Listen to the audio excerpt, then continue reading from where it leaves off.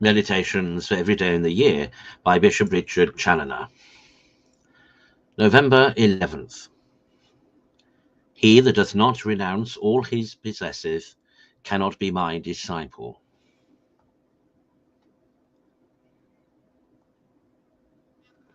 Consider first that every Christian as such ought to be a disciple of Jesus Christ.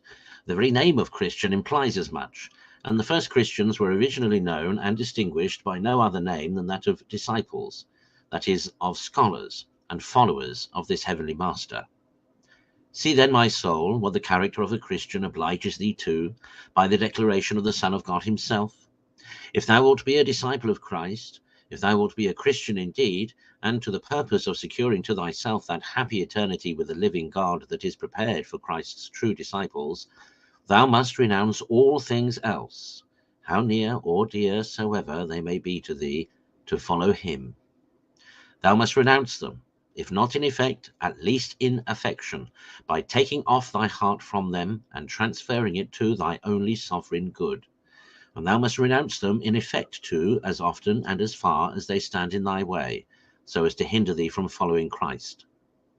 This is the great and fundamental lesson of practical Christianity. This is the abridgment of the gospel. To give up all, that thou mayest find all. To be disengaged from the creature, that thou mayest be united to the Creator. Consider, secondly, that our Lord explains this obligation of our renouncing all things else, in order to be his disciples, by two comparisons.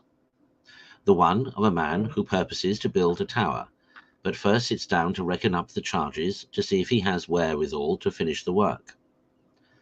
The other of a king who is going to wage war against another king, but first considers whether he has sufficient forces to encounter his adversary. Every Christian is highly concerned in these two comparisons, inasmuch as every Christian, if he desires to be happy forever, must rise a spiritual building here upon the foundation which is Christ, a building that may be proof against all storms and inundations, a tower that may stand forever, and every Christian is engaged in a warfare against the Prince of Darkness and all his allies, wherein if he does not come off with victory, he must be miserable for all eternity. Therefore the Christian must sit down and must reckon up the necessary charges of this building to see that he may be able to finish it, and he must take care to secure to himself sufficient forces to enable him to carry on this war and to subdue the enemy. Now, 'tis by renouncing all things else to follow Christ that we are associated to him and made partakers of all his treasures, and we are enabled both to elevate our building even to heaven and to overthrow all the powers of hell.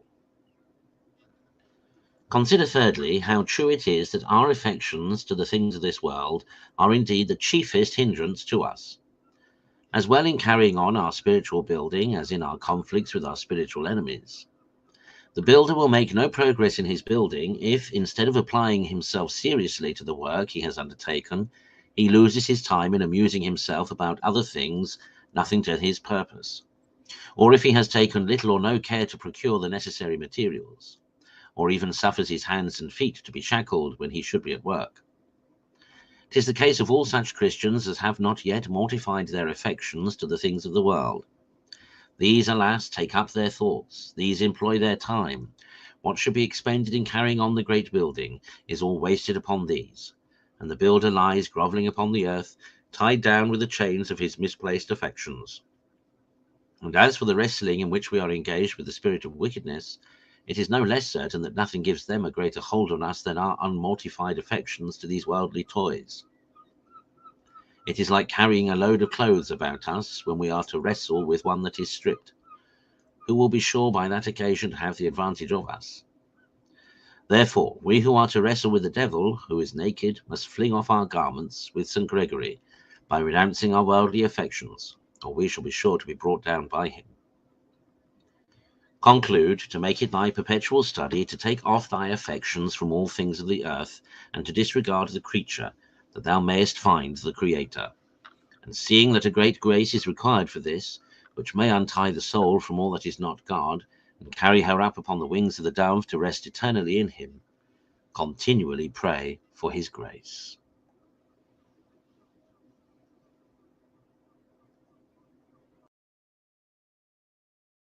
you.